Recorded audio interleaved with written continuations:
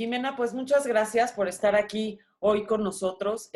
Para el Museo Casa Estudio Diego Rivera y Frida Kahlo es no solamente un honor contar contigo, sino pues también es una forma en la que nosotros hemos estado construyendo una nueva visión del museo, colocándolo no solo en un espacio relacionado con la arquitectura, sino también colocando al museo en las discusiones vigentes y contemporáneas y justo en el tema de las mujeres, de la participación de las mujeres en espacios normalmente pues un poco más cerrados hacia nosotras.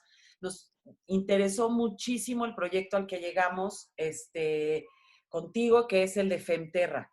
Entonces, bueno, yo había preparado unas preguntas, sé que contigo se puede hablar horas y horas enteras, porque además tienes un camino recorrido lleno de historias, de iniciativas, eres artista, has editado revistas, has caminado por el feminismo, por la izquierda y pensado y escrito mucho sobre eso.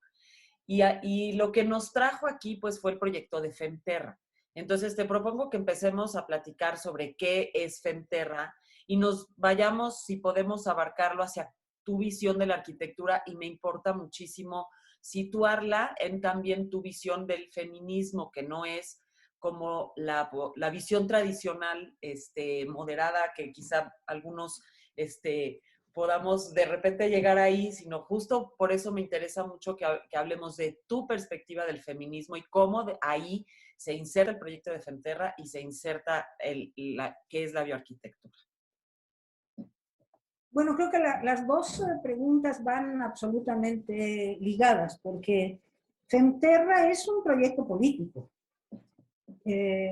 No es un proyecto ecologista, ni es un proyecto New Age, ni es un proyecto de vuelta al campo, aunque podría ser mirada, si quieren mirarlo desde ahí, pero no es eso, es un proyecto político feminista, cuyo, bueno, entendiendo como política, no la política tradicional, no la política que mira hacia el poder, no la política que mira hacia la igualdad de las mujeres en el sistema, es decir, hacia la incorporación de las mujeres al sistema, pensando que solo por incorporarse el sistema va a cambiar, sino más bien un proyecto político que tiene varios pies, que tiene digamos, un pie en un concepto de política como relación entre mujeres.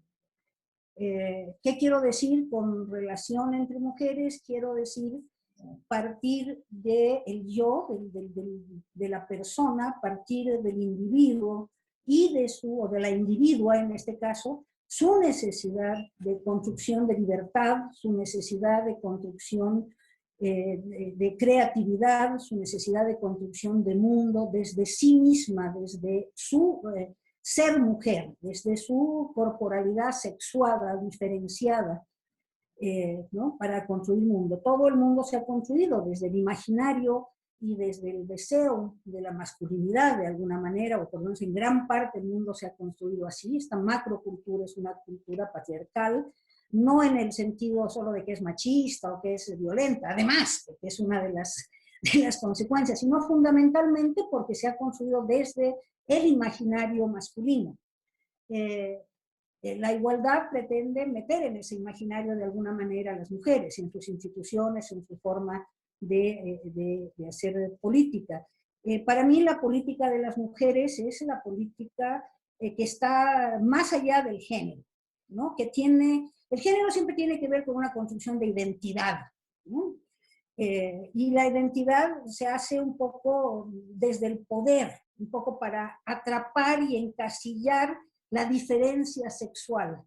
En ese sentido, este es un proyecto político de la diferencia sexual, es decir, es un proyecto que busca en la relación entre mujeres, desde el explicitar el deseo de libertad, que no siempre es fácil nombrarlo en las mujeres, que siempre suele ser inefable, ¿no? Pero que solo se puede nombrar a través de la relación con las mujeres, de la interacción con las mujeres, donde siempre encuentras otra mujer que le pone voz a lo que tú ya sabías, pero no sabías que sabías.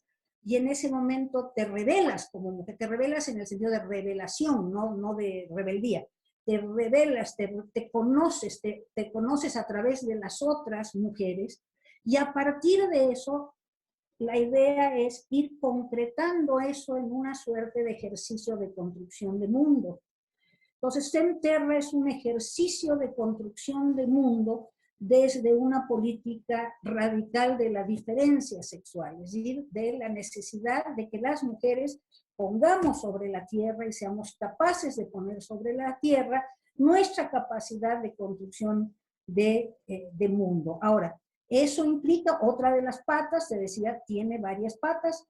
Otra de las patas es, sin lugar a dudas, en esa relación ir rompiendo todas aquellas construcciones que el patriarcado ha hecho y ha puesto su sello, digamos, en la construcción social, en la construcción de la macrocultura. Y aquí voy a hacer un parentesito para que se entienda mejor. El patriarcado es algo así como la Matrix, ¿no? Es un conjunto de símbolos, de ideas, de creencias, ¿no? Que hacen que nosotras seamos, nosotros en general, nosotras y nosotros, seamos como somos, construyamos como construimos. Eso es algo así como, digamos, como el programa Windows detrás de cualquiera de los otros, detrás del Word, detrás del Photoshop, detrás de, o sea, hace que se manejen de una determinada manera, de manera transparente. Entonces, uno de los elementos es entender cuál es eso para irlo rompiendo. ¿Cómo entiendes eso para irlo rompiendo? Perdón, pero mi pantalla se llenó de cositas. ¿Cómo haces eso? Entendiendo las diferentes dicotomías a través de las cuales se construye el mundo y tratar de romperlas. Por ejemplo, naturaleza-cultura. Que además jerárquica, ¿no? No solamente son divisiones dicotómicas, sino además jerarquizadas. Naturaleza-cultura, ¿qué es más importante? La cultura. ¿A qué nos ha llevado eso? A la depredación ecológica que ahora conocemos. Es decir, mente-cuerpo, que jerárquicamente, ¿qué es superior? La mente.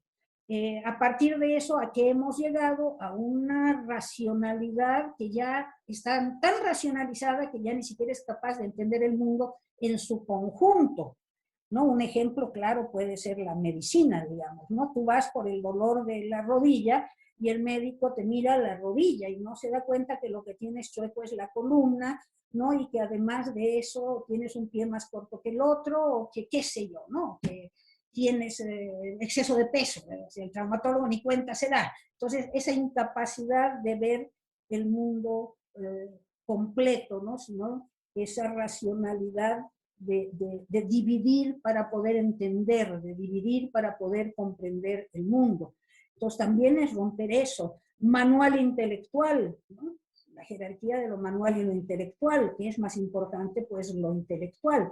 Entonces, cuando tú haces un ejercicio completo de mundo, es decir, de construir tu vivienda, que es tu hábitat, ¿no? Tu habitación, de construir tus espacios para tratar de entender cómo se construye la comida, cómo se hace un mueble, pero además cómo te relacionas con las herramientas, qué pasa con esas herramientas, ¿no? O sea, un mazo está hecho para el brazo masculino, das 4 mazazos y ya tu pobre brazo no da más, ¿me explico? Entonces vas a través de esa construcción, no solamente vas entendiendo cómo se ha construido el mundo, vas desconstruyendo en tu mente el cómo se supone que deben ser las cosas, sino que además las vas haciendo de una manera diferente, vas inventando cómo hacerla. Eso en todos los planos, y esa es la idea de Femterra, digamos, ¿no? En el plano material, a través de la construcción de viviendas, de objetos, ¿no? de herramientas, etcétera, a través de la construcción simbólica, que eso es fundamental, la construcción simbólica, que es, al final de cuentas, la posibilidad de construir palabra, de nombrar, ¿no? de poder ponerla a circular las emociones, las ideas, las creaciones, etcétera, ¿no? hacerla en palabras, hacerla en frases que pueden ser tanto verbales como a veces no verbales en términos del arte, por ejemplo, ¿no? O sea, de muchas formas que hay. Entonces, en ese sentido, si me preguntas qué es Enterra, te digo, es una construcción política, ¿no? Es un proyecto político, es una utopía que trata de hacerse realidad, que trata de hacerse mundo a través de un ejercicio de construcción, un pequeño ejercicio, pequeño pero enorme, porque es un desafío enorme, de construir un mundo entre mujeres, con mujeres, para mujeres, tratando desde ahí de entender cuáles son nuestros amarres con el sistema patriarcal, tratando en esa relación entre mujeres de desconstruirla y en esa relación de mujeres materializarla, ¿no? En un espacio concreto.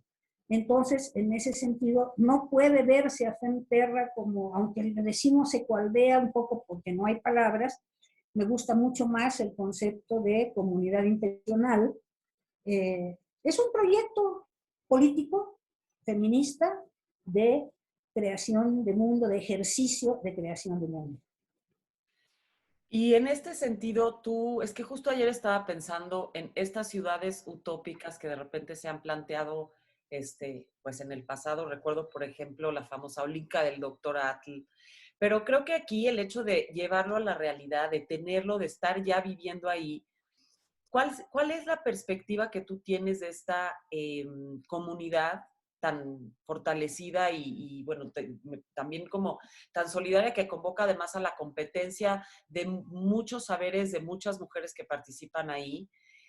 ¿Crees que esto se puede convertir en un modelo que se puede replicar? Es decir, que el proyecto puede ampliarse hacia unas ciudades más hacia el futuro, como un proyecto que no nada más se quede circunscrito ahora geográficamente a Morelos, a donde están ustedes ahora, sino que verdaderamente pueda, pues sí, modelar una nueva forma de convivencia, una nueva forma de vida, de relación con la naturaleza, que pueda replicarse a mayor escala? Mira, creo que ahí es muy importante entender este otro concepto de política. La política tradicional es una política ideologizada. ¿Qué queremos decir con una política ideologizada? Digo, es una política que tiene un proyecto ya armado, ya hecho, al que hay que caminar. Se llame socialismo, se llame comunitarismo indígena, se llame, no sé, lo que sea, ¿no? En la política de las mujeres, en una política radical de las mujeres, se parte del aquí, del ahora y se parte del yo. Nuestra intención no es que esto sea un programa que deba ser replicado, tomado, no, para nada. No es un objetivo ni es una cuestión programática, así como los sitios web. ¿Quiénes somos? No es nuestra misión, visión y esto, no. O sea, eso es así como empresarial, ¿sí? No es eso. Nuestro ejercicio es del aquí, del ahora, porque queremos, entre las que queremos. Ahora, hay muchas mujeres que quieren eso. ¿Por qué? Porque lo que las mujeres necesitamos no es igualdad y diputadas, y más senadoras y más gobernadoras. Lo que las mujeres necesitamos es libertad. Lo que las mujeres necesitamos es un mundo a medida nuestra, a medida de nuestros deseos y de nuestro cuerpo.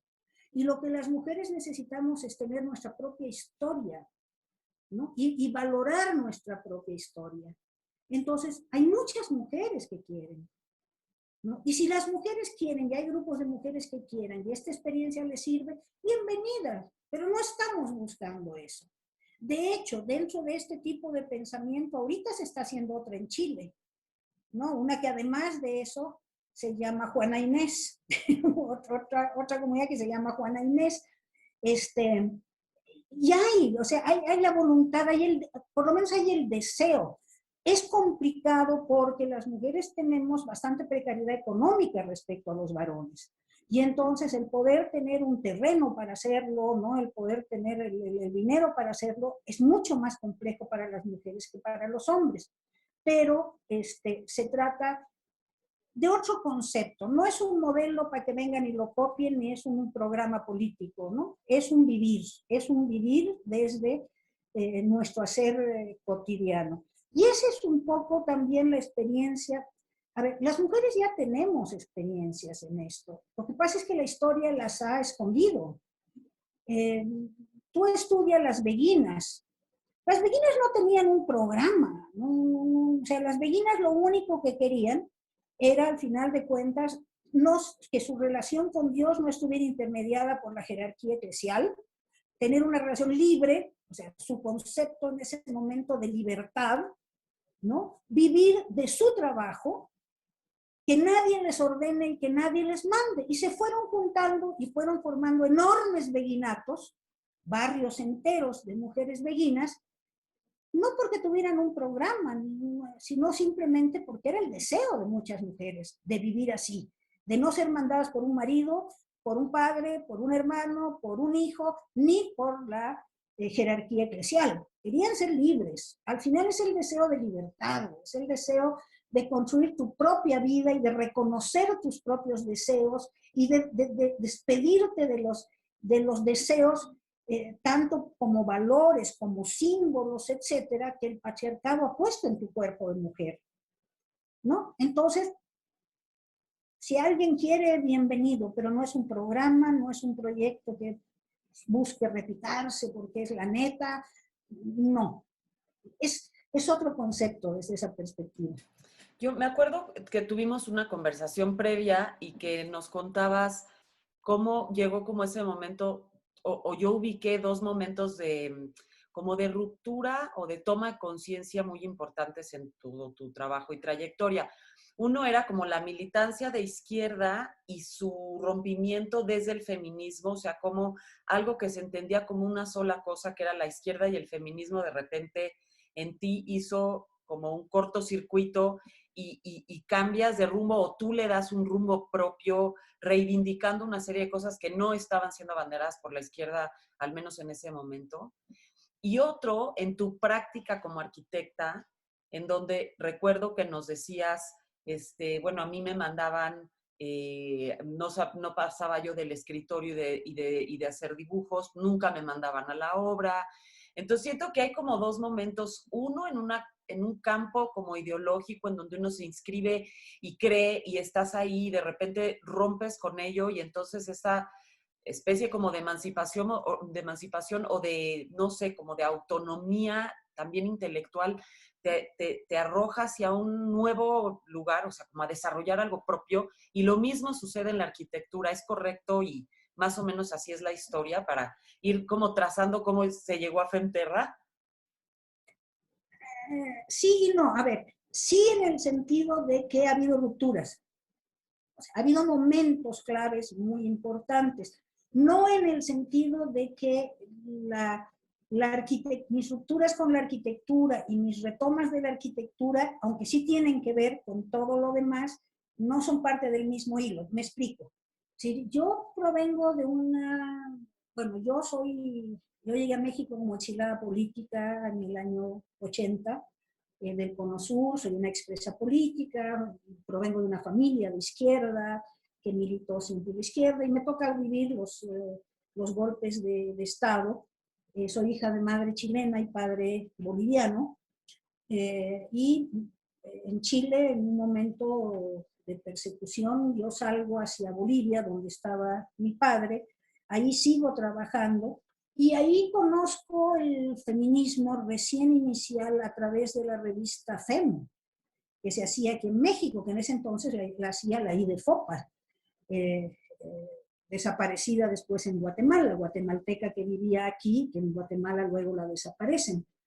Y entonces yo empiezo a ver, bueno, en parte eso y en parte una historia un poco anecdótica de que nos reúnen a mujeres porque empezaba a darse la cooperación al desarrollo y entonces al partido le iba a llegar un dinero, pero quería que sea para una cuestión de mujeres, una cosa así, nos reúnen y nos ponemos a hablar y en vez de hablar del proyecto y del programa y del partido, todas terminan contando su vida y todas terminan en un gran llanto porque la mayoría eran esposas de grandes dirigentes que les había tocado la clandestinidad, el partido solo se había preocupado de ellos, a ellos les dio toda la seguridad y ellas anduvieron con sus chilpayates para arriba y para abajo, pasando hambre, moviéndose de casa en la miseria, en la persecución, a ella nadie les dio pelota, nada. Entonces, bueno, se terminó en el llanto y ahí empezamos a tratar de hacer un trabajo con mujeres, ¿no? O sea, ese fue el primer clic, ¿no? Pero como al interior todavía de la izquierda, todavía al interior del partido político, y entonces una compañera socióloga, Silvia Rivera Cusicanqui, que es una intelectual hoy día muy connotada en América Latina, que siempre fue muy connotada como intelectual, que era joven, muy joven en ese tiempo, de la edad mía, nos hace leer a Alejandra Kollontai, entonces empezamos a leer, ¿no? Un poco la izquierda, las anarquistas, las izquierdistas, etcétera, y formamos lo que se llamó un frente de mujeres al interior del partido. Cuando viene el golpe de Estado, nos dicen, nos obligan a deshacerlo, que no, que solo tenían que estar las organizaciones estratégicas, es decir, obreros, campesinos, estudiantes, mujeres fuera, todas a incorporarse a los frentes estratégicos que se llamaban.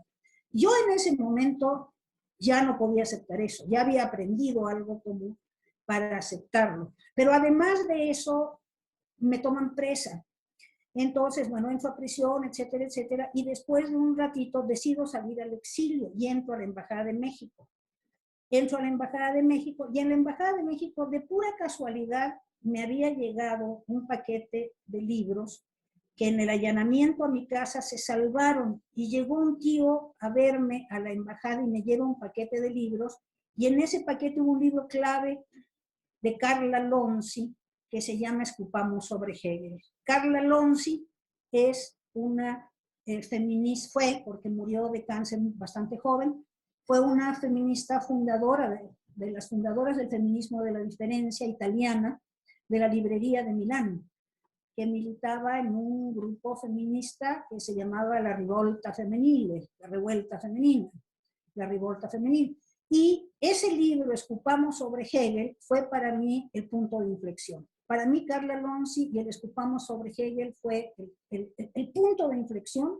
En ese libro ella demuestra cómo Marx y Hegel y toda la dialéctica, ¿no? Es una ideología profundamente patriarcal que se basa en la desaparición del 1-0, para decirlo en términos muy simples, en la desaparición del otro para, ¿no?, el advenimiento de lo nuevo, de la muerte del padre para la madurez y existencia del hijo, y así sucesivamente, ¿no? Entonces, bueno, de una manera filosófica, porque ella era filósofa, te demuestra la lógica, la lógica de pensamiento de todas las formas que en el patriarcado se construye la utopía, ¿no? Y cómo todas las utopías fracasan por eso. El patriarcado tiene muy hermosas utopías, pero todas fracasan, todas se vuelven a foja cero porque finalmente esa es su lógica, ¿no? Eso es algo que Hegel simplemente la descubre y la llama dialéctica, ¿no? Entonces, para mí eso fue clave, clave. Y a partir de ese momento yo renuncio a la izquierda.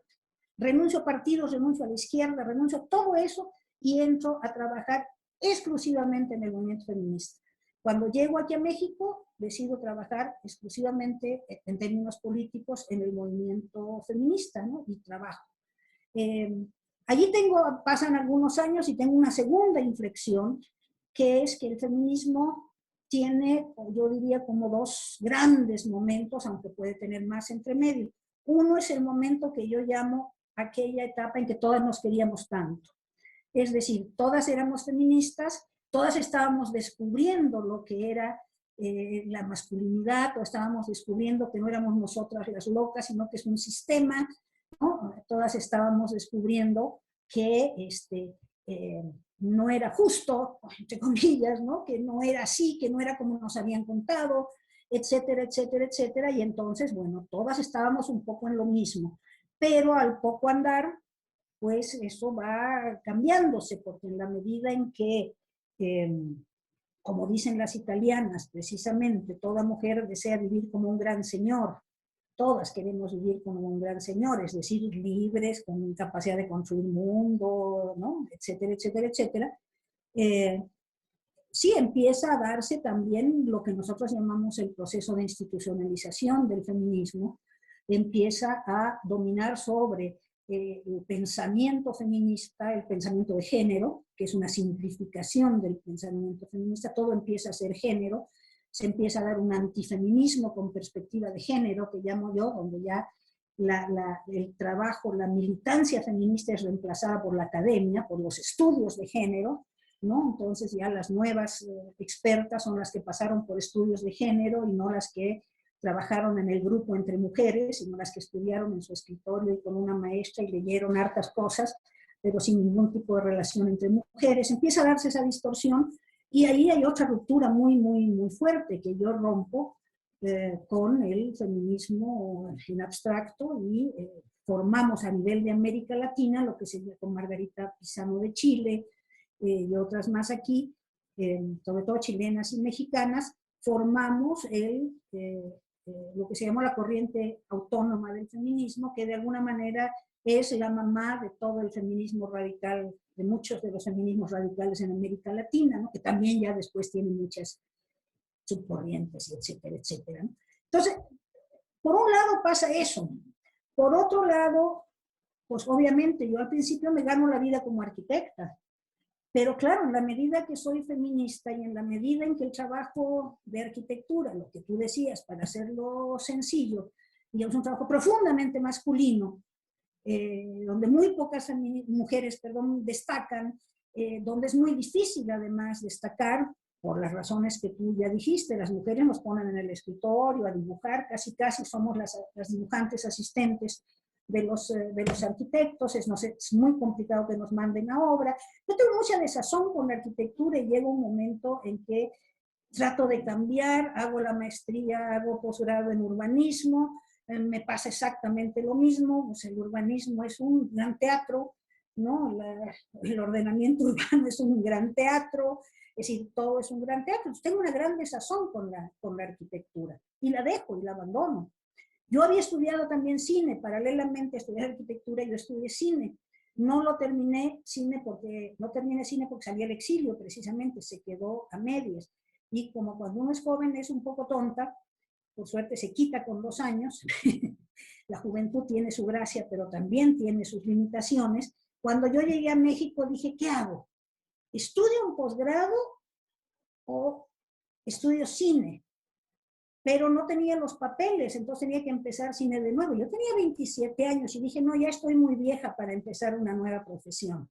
Y no estudié cine, sino hice posgrado en urbanismo, en este intento de buscar en la arquitectura, dentro del campo de la arquitectura, otros campos que fueran más agradables para mí, y no estudié cine. Después me arrepentí, son de los grandes arrepentimientos que he tenido, que en vez de hacer posgrados en arquitectura, en urbanismo, hubiera estudiado cine, que me gustó más. Entonces, bueno, empecé a dedicarme a la fotografía, empecé a dedicarme al video, he hecho varias cosas en video, he hecho varias exposiciones en fotografía, o sea, canalicé un poco por ahí hasta el momento en que se termina también una etapa y yo empiezo a pensar, bueno, ¿qué es ahora, en este momento de la historia del siglo XXI? ¿Qué es hacer una política feminista? Vuelvo nuevamente a las italianas, vuelvo nuevamente a la teoría del feminismo, de la diferencia, y me clavo como en dos cuestiones teóricas. Una es, digamos, una crítica profunda al patriarcado, inclusive, y aquí tú como directora de museo, inclusive a las artes, ¿no? El concepto que tenemos del arte, del artista, etcétera. Y obviamente la arquitectura, ¿no? Y tengo también un cambio en mi estética. A mí que me gustaba, no sé, el funcionalismo, termino por decir, qué cosa tan fea es el funcionalismo, o sea, qué construcción más espantosa ha hecho de las ciudades el funcionalismo. De repente es mucho más bonito el barroco, con sus rincones, con sus sorpresas, ¿no? Con sus vueltas, con sus curvas, ¿no? Lleno de riquezas, qué sé yo, ¿no? etcétera, ¿no? La arquitectura clásica deja de gustarme, y me cae la clave, y esto como anécdota, un día que conocí Múnich, en Alemania, y de repente entro y veo esa cosa neoclásica, esa calle recta, espantosa. ¡Qué cosa tan fea! Dije, ¿no? El clasicismo y el neoclasicismo con su apariencia.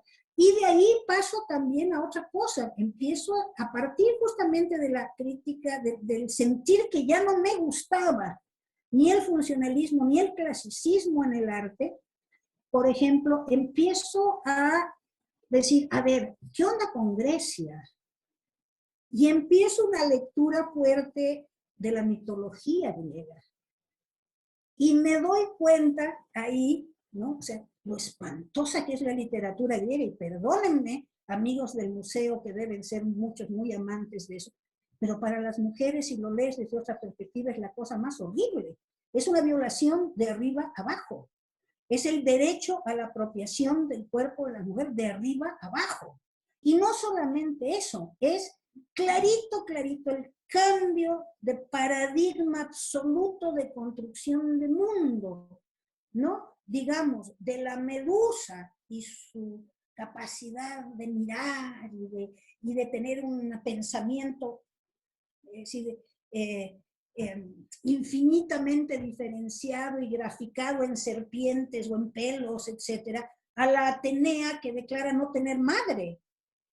No, no tengo madre, o sea, yo soy la muestra de que la madre solo es un receptáculo del padre. Yo nací de la cabeza de mi padre. ¿Qué es la cabeza de su padre?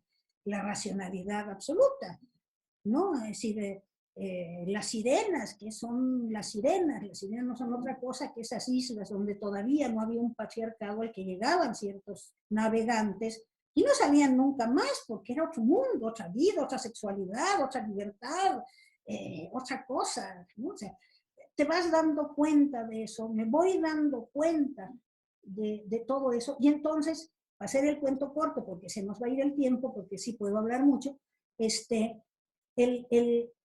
la pregunta que me empieza a surgir es, ¿qué es y cómo concretizar una política de las mujeres? ¿No? Fuera de la institucionalidad, fuera de la tecnocracia de género, fuera del género, ¿no? ¿Qué es y cómo es? Y te digo, vuelvo de alguna manera a las italianas, pero la vida es una cosa muy increíble. Paralelamente y por alguna razón, me vengo del Distrito Federal a Cuernavaca, a una casa, por primera vez, que era lo que yo quería, era tener casa, con terreno, con jardín, y de repente en vez de jardín empiezo a sacar las florcitas y empiezo a plantar lechuguitas, ¿no? Y empiezo a terminar por hacer un huerto, ya el jardín ya no existía, era un solo huerto, todo, y a eso me da otra relación con la tierra. Y entonces, paralelamente a esa relación que psicológicamente es muy fuerte, ¿no? Es una cosa muy potente, un día empiezo a descubrir que había arquitectura con paja, y yo tenía un terrenito en Tlayacapan, y dije, me voy a hacer una casita con paja, y empiezo a ver de qué se trata, y empiezo a ser autodidacta en bioconstrucción, y empiezo a estudiar cosas de bioconstrucción, y me reconcilio. Dije, esta es otra cosa. Esta no es la arquitectura masculinista del gran edificio, de la gran trascendencia. Esto es la arquitectura del hábitat, de la habitación, de tu medio, de tu cobijo, ¿no? De un cobijo que tiene que ver con que te cobijas de la naturaleza, pero te relacionas con ella. Construyes a través de lo que la misma naturaleza te da, y no es la gran cosa, ¿no?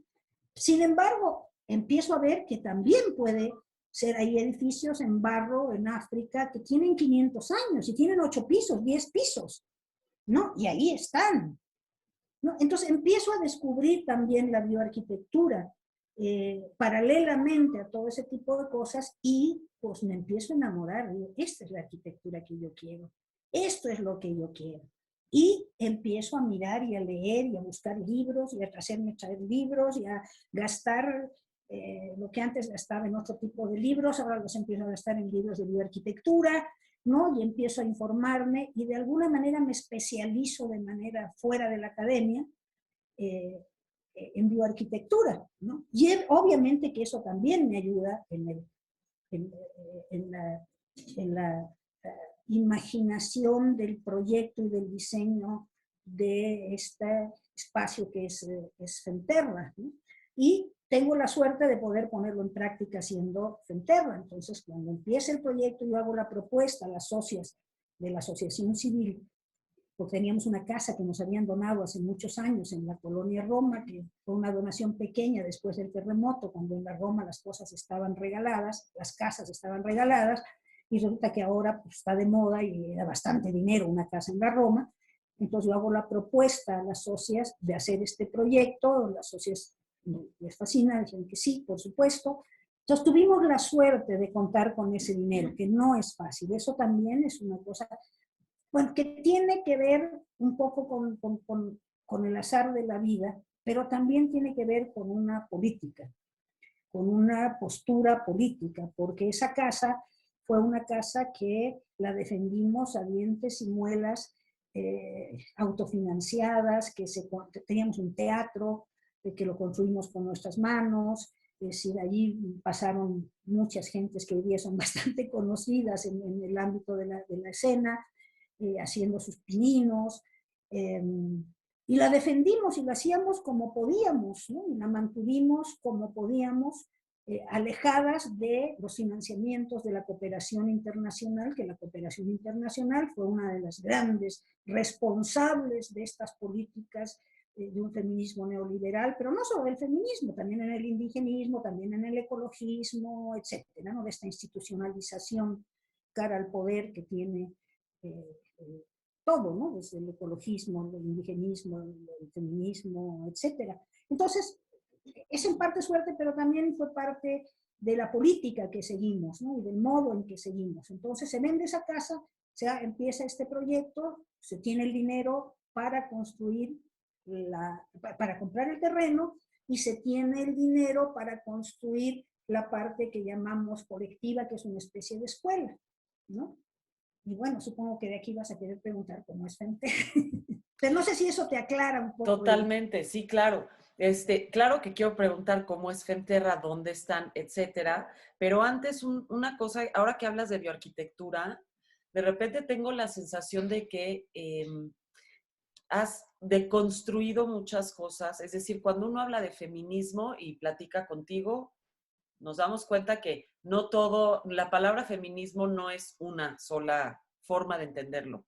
Y has como ido deconstruyendo muchas cosas y tu acercamiento a la bioarquitectura quizás también no sea exactamente la forma en la que nosotros, quienes conocemos nada más de ladito qué es la bioarquitectura, eh, o sea, si nos puedes como decir un poco tú cómo ves la bioarquitectura, qué es, porque recuerdo en nuestra conversación algo que decías de la relación con la naturaleza, que no es la misma relación vista desde el feminismo que como la relación tradicional, un poco romantizada que hemos construido sobre la naturaleza y nuestra relación y la arquitectura y la forma de hacer arquitectura integrada a la naturaleza, porque probablemente yo te puedo decir, Juan O'Gorman estuvo interesado después del funcionalismo en hacer bioarquitectura, algunos otros arquitectos que podamos, pero estoy segura que en tu caso y en tu experiencia, la bioarquitectura tiene una definición muy concreta en donde está inmersa también esta visión desde el feminismo que al parecer, o por lo que entiendo, es lo que le da como proyección general pues a tu vida, a tu ejercicio de vida. Bueno, si quieres que te la resuma en una frase antes de explayarme, yo te diría que para mí como feminista la bioarquitectura, si es que la podemos llamar así, es simplemente la, la ruptura de la dicotomía cultura-naturaleza en lo que al hábitat inmediato, a la construcción inmediata de tu cobijo se refiere. ¿Sí?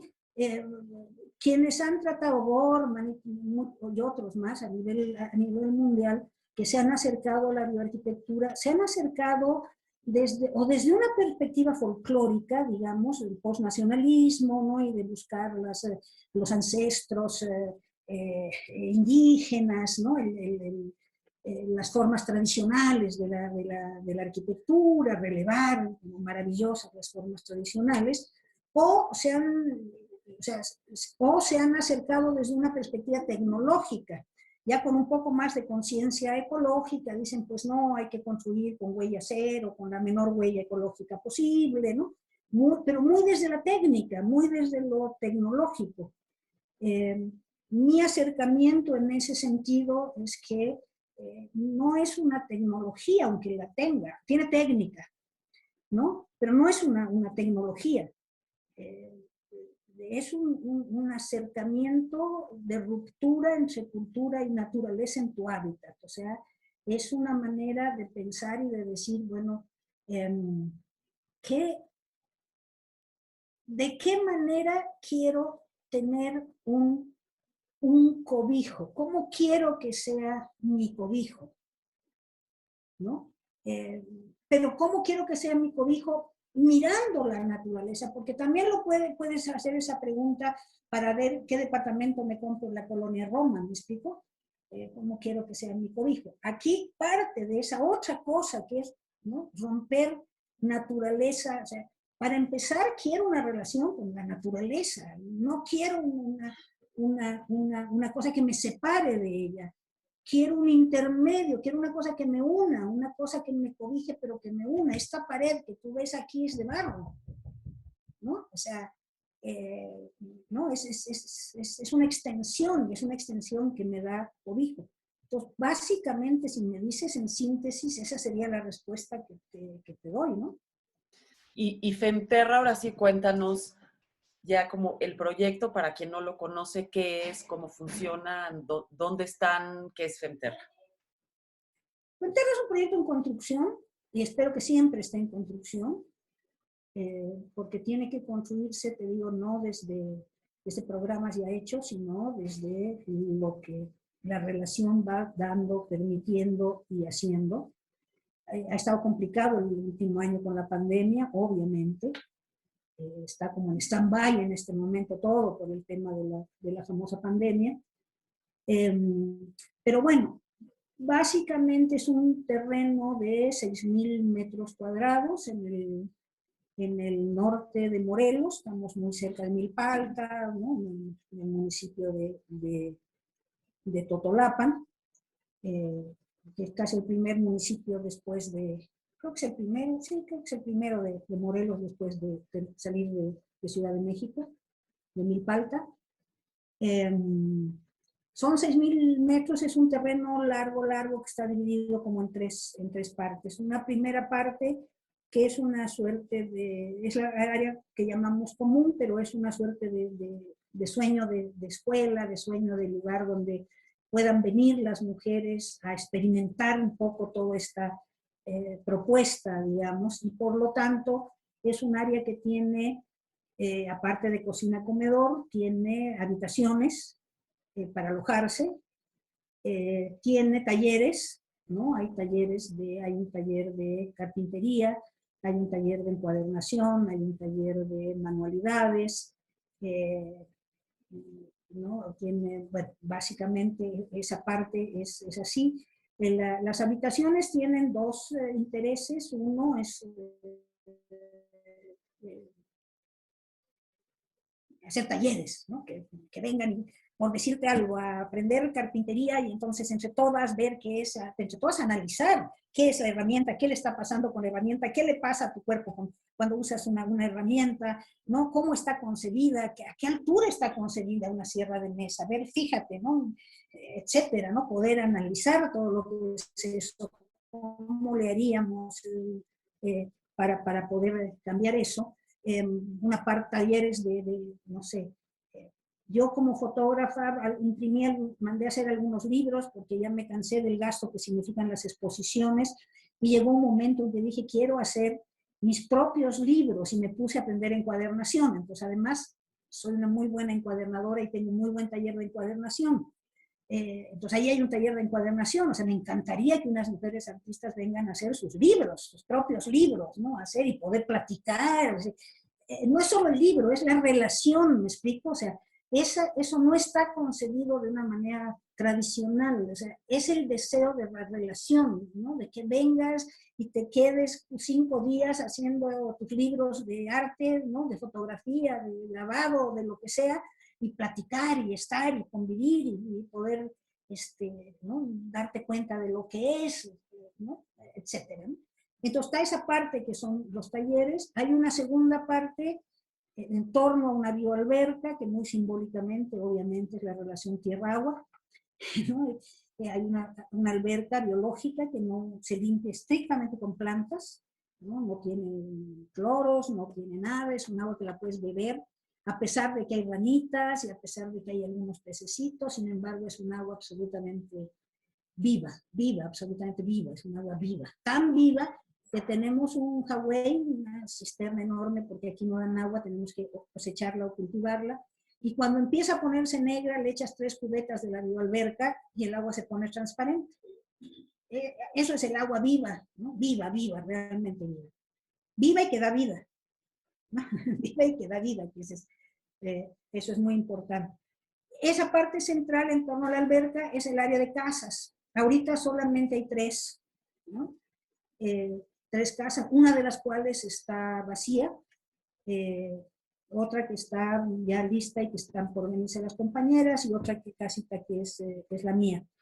Y esa es la parte central, y después de eso están los huertos.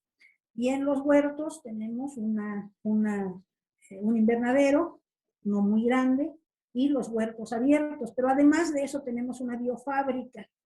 ¿Qué es una biofábrica? Es una fábrica de bioinsumos, o sea, de insumos para hacer huertos orgánicos o para que le pongas cosas orgánicas a tus plantitas, sean tus florcitas en tu departamento, tu mini huerto en tu terraza o lo que sea. Y ahí se fabrican un montón de insumos como bocachi, que es un fermento, un alimento para la tierra, un fermento, microorganismos de montaña, en fin, muchas cosas, ¿no? Ahí se fabrica.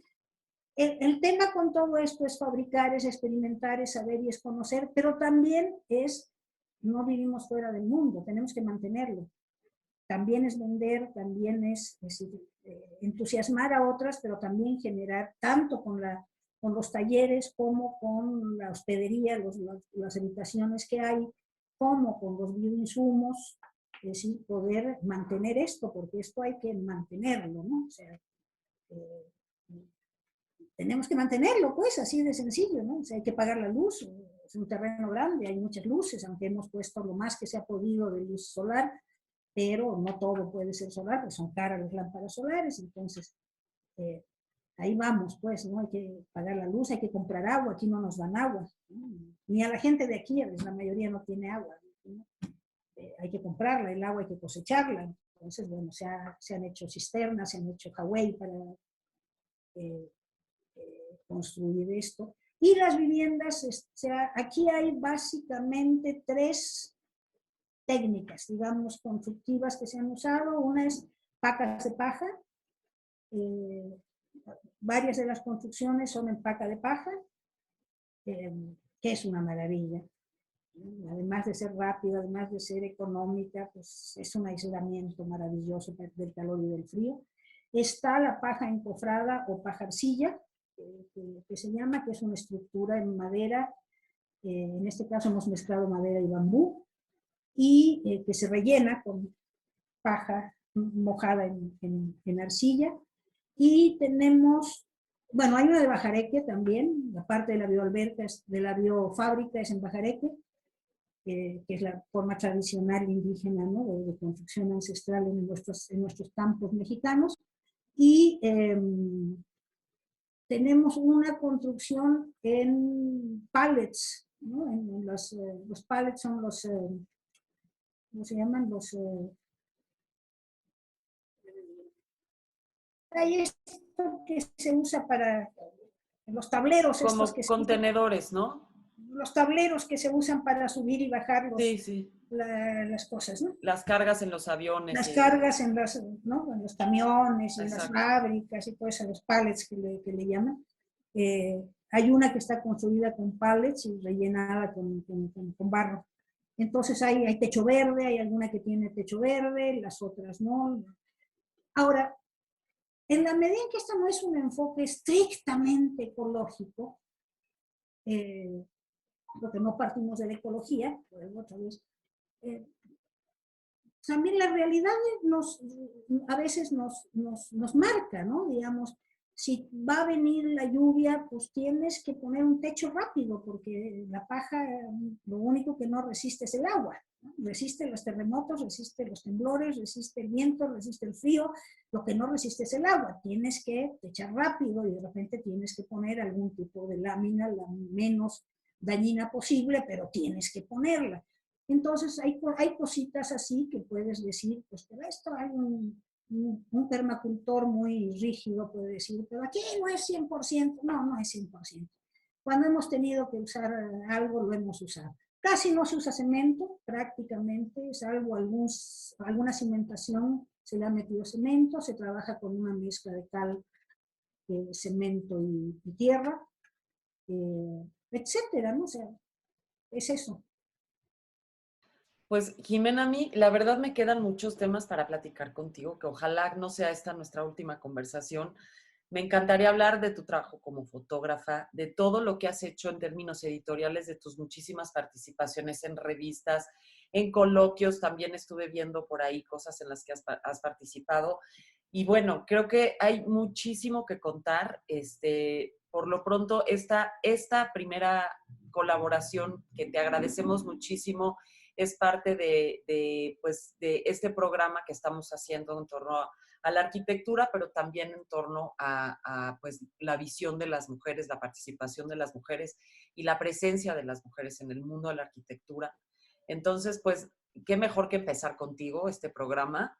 Muchísimas gracias y ojalá que, yo estoy segura que así como yo, muchas personas ahora estarán buscando Femterra en Facebook, que ahí creo que se pueden enterar bastante bien de qué es el proyecto que ya nos has explicado muy claramente, pero también para que las visiten, para que estén ahí, pues que podamos, no sé, todos participar de un proyecto que yo creo que vale mucho la pena, que vale la pena participar, conocer y compartir con ustedes. Entonces, o sea, o que ustedes compartan con nosotras. Entonces, pues muchas gracias por todo. Manu, yo diría gracias a ti. Hay una cosa muy importante que no puedo dejar de aprovechar la oportunidad. O sea, así como el museo necesita de su círculo de amigos del museo, Femterra necesita del círculo de amigas de Femterra, ¿no? Gente que venga, que nos ayude a promover las cosas, ¿no? Que nos apoye sin necesariamente estar aquí adentro o vivir aquí o estar al 100% de acuerdo con todo lo que piensa la Jimena o lo que sea, porque la Jimena puede ser un poco radical a veces para quien está entrando en este mundo, pero sí, como proyecto de mujeres, como ejercicio de mujeres, yo invito dos cosas, o sea, invito por un lado a conocer este proyecto, pero además invito a revisar y a buscar lo que han sido las experiencias de las mujeres en el mundo de la construcción de mundos, ¿no? Y en este caso de mundos materialmente concretizados, o sea, en barrios, casas,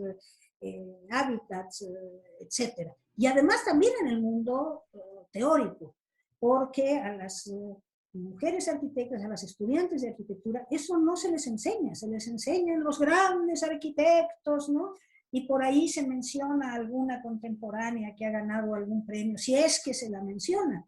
Pero, o sea, te decía que la otra vez cuando hablamos, o sea, nos enseñan a estudiar los falansterios, ¿no? Y del socialismo utópico y los proyectos de ciudades del socialismo utópico, pero jamás se nos ha hecho leer La ciudad de las damas de Christine de Pizan, que es todo un mundo utópico desde las mujeres de ciudad y además no técnico, ni tecnocrático, ni de análisis espacial racional, sino desde una propuesta ético-filosófica, ¿no? Que tiene otro punto de partida. La mayoría, prácticamente ninguna chica que estudia arquitectura conoce a las beguinas. Yo creo que una mujer debe conocer lo que fueron los beguinatos, ¿no? Y lo que fueron esos enormes barrios en Europa de mujeres que construyeron ellas sus casas, que hicieron barrios, que fueron autónomas, que fueron libres, que fueron autosuficientes, etcétera. Todas las experiencias de aislamiento que tuvieron muchas mujeres en el siglo XVI, XVII,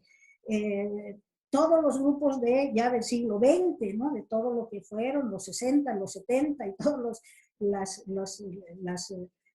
aldeas de mujeres que se hicieron. O sea, hay una gran experiencia, no es un primer proyecto así, no. Hay una historia y también la historia inspira y también la historia te hace tener una genealogía y la historia te hace entender las posibilidades que tenemos y sobre todo las necesidades que tenemos, porque hablamos de la política del deseo y la política del deseo es entender tus necesidades y buscarlas, ¿no? Ponerlas en cuestión porque a veces tus deseos pueden ser muy patriarcales, pero también adentro hay elementos de profunda libertad, de necesidad de libertad.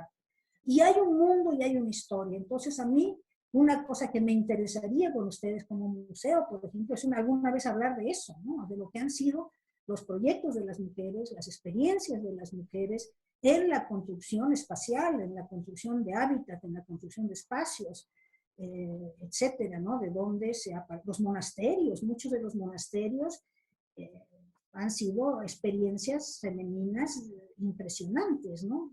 Se conoce la parte institucional, la que te cuenta la iglesia, pero no muchos de los conflictos del monasterio con la jerarquía eclesial. Los monasterios han sido muchas veces experiencias, cuando han obedecido ciegamente a la jerarquía eclesial, han sido cárceles, pero ha habido muchas experiencias también de monasterios de gran libertad para las mujeres, ¿no? O sea, Hildegarda de Bingen, busquen quién es Hildegarda de Bingen, una sabia enorme, beguina ella, pero que vivió en monasterio. Ella fue una mujer de gran libertad, fue música, fue científica, fue filósofa, fue arquitecta, fue agricultora, fue todo. O sea, las mujeres hemos ido y tenemos esa experiencia y tenemos muchas de esas prácticas. Nuestra genealogía y nuestra experiencia corporal no nos lleva a la división, nos lleva a juntar cosas. Por eso tenemos mucha más capacidad de ser todólogas o variólogas, ¿no? Tener muchas actividades, muchas cosas.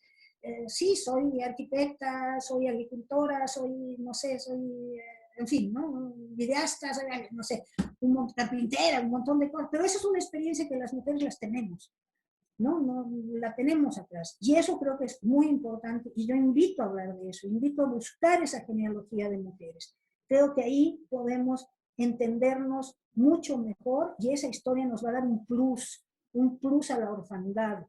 O sea, dejemos ya de hablar de las miserias de las mujeres, de cuán golpeadas somos, cuán esto, cuán bla, bla, bla, bla. Empecemos a ver cómo somos capaces de construir libertad fuera de toda esa miseria femenina. Y eso es, creo que lo más importante de una política diferente. Pues mira, creo que aquí ya nos queda entonces la puerta abierta, con lo cual nos entusiasma mucho para poder tener otra conversación contigo y además, por supuesto que el Museo Casa Estudio Diego Rivera y Frida Kahlo, con la puerta abierta a toda colaboración que pueda, pues darle proyección, darle y nosotros participar en ese proyecto, porque además de lo agradecidos que estamos de tenerte aquí, pues sí creemos mucho en esta iniciativa y en este proyecto de Femterra que cuando lo vimos y nos lo propuso Areli, que es nuestra colaboradora, nos entusiasmó muchísimo. Entonces, pues, abramos la puerta, dejemos así la conversación por lo pronto en pausa, pero no quiere decir que ha terminado, para tener como otra segunda etapa. Jimena, de verdad, muchísimas gracias. Y pues bueno, nos vemos pronto y espero que quienes hoy nos estarán viendo cuando transmitamos esta conversación, no nada más se conecten y participen, sino que también en el futuro las visiten a ustedes y que también pues se mantengan en contacto con el museo para pues darle seguimiento a estas alianzas y estas colaboraciones que fortalecen ambos lados de la conversación. Entonces, pues muchísimas gracias, Jimena. Y gracias a ti, Frontera está abierta. Acuérdense, aquí el COVID está muy chiquito, aquí hay muy aire puro, hay habitaciones donde alojarse bonitas, pueden venir, pasar el fin de semana, conocer el proyecto, platicar, relacionarnos y pues encantada. Gracias, Jimena. Estaremos en contacto. Claro que sí, muchas gracias y nos vemos pronto. Gracias a ustedes. Adiós. Estamos en contacto, adiós.